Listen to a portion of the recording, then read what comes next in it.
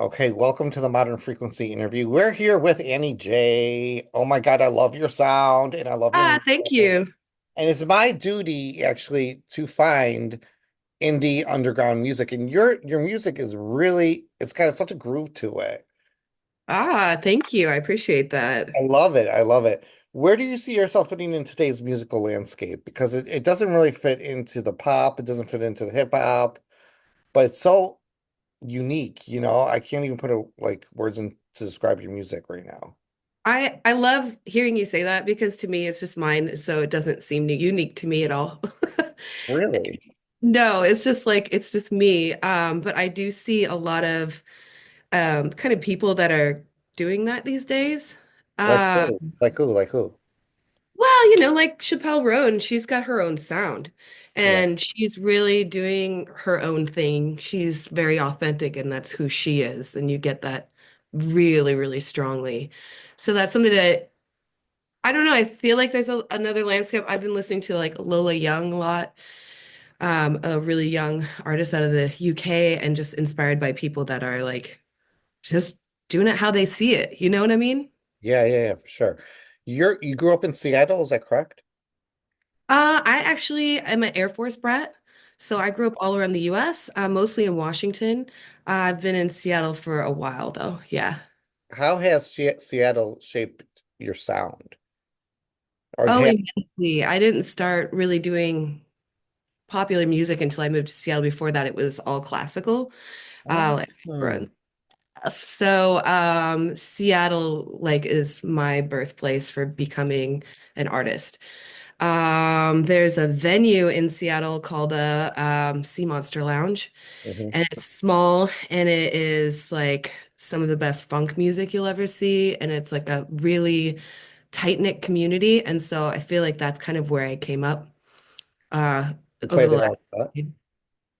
I play there, hang there. Everybody comes there after their shows. They've got a band that plays there every Friday called Funky to Death, and it's just like where to go. You know what I mean? Well, if I ever come to Seattle, I'm going there. You gotta go. Yeah, absolutely. Gonna be on my bucket list for sure. Um, Gotta Give It Up is my jam. Ah, thank you.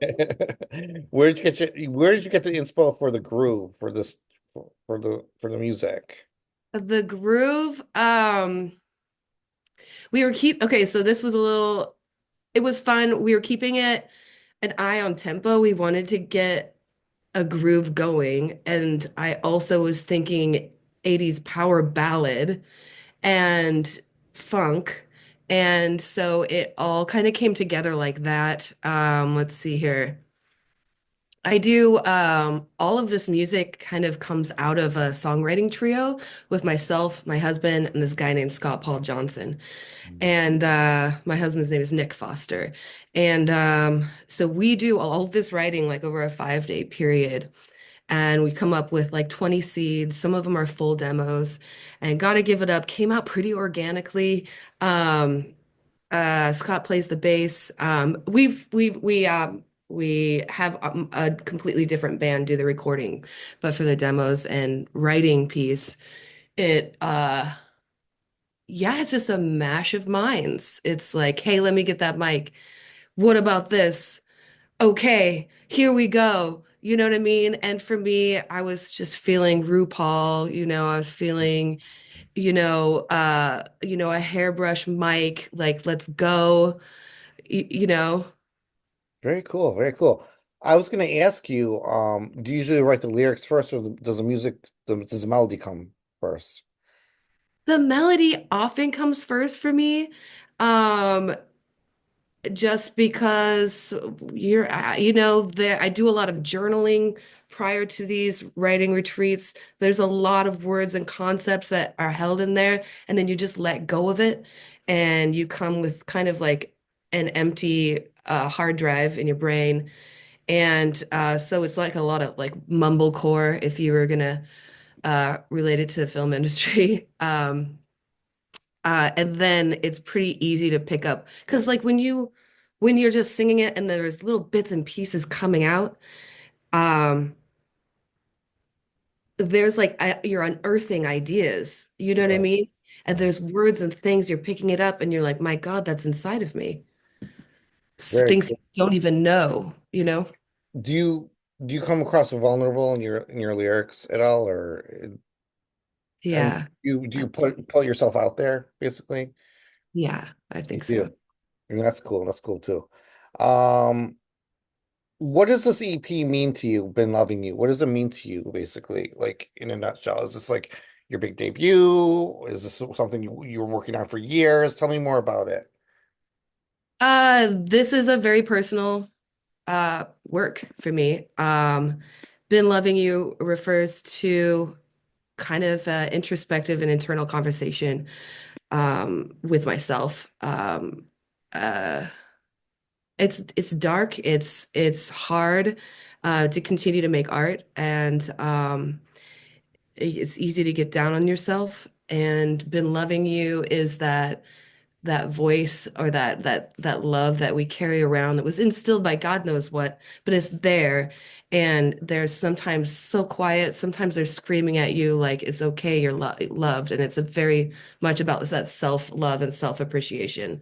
So it's really just like an affirmation to something that we don't take time for, take, you know, that greater love for yourself, been loving you. That's me to myself, and it's and I hope that other people can feel that way for themselves because that's where it all starts, honestly. Yeah, for real, for real. Um, who else is coming up from Seattle area that you love, artist wise, music? I'm going to tell you about Kate Dinsmore, my girl. She's amazing. She's like, soul Americana, and she writes from the heart. She's a prolific writer. She's going to write a song every day. She can't go a day without writing a song. She's got a killer voice. Her pipes are out of this world. Like she just has this natural gravitas on stage. It's just you've got to check her out for sure. All right, I will definitely do that. And what's next for you? Are you going to go on like a national tour, or what's the deal? Me, no, I'm a mom and I've decided to Um, hang out with my kiddo, but we're doing what we can online. So I really appreciate like you taking an interest in my project. for sure, yeah. I do. And so that's kind of where our main efforts, we're doing regional stuff, but I don't know. I'm kind of a traditional lady. And so like just wanting to have a little stability within my family life. And continue to make art. And there's no reason to stop. But no, a national tour is not on It's not not on on the the bucket deck. list. All right, not No. on your list. Okay, that's fine too. That works too. But I hope your music will transcend boundaries for like years to come because I'm loving your stuff. Thank you. Thank you, Robert. That's amazing. Yeah, and I think that's all I have for you right now. And I want to stay in touch, and hopefully for the next project we can do something again. That'll be great. Awesome. Thank you so much for doing this with me. I appreciate it. Thank you. I appreciate it, and we'll see you soon. Okay, Robert. Take Thanks. care. Bye. Bye.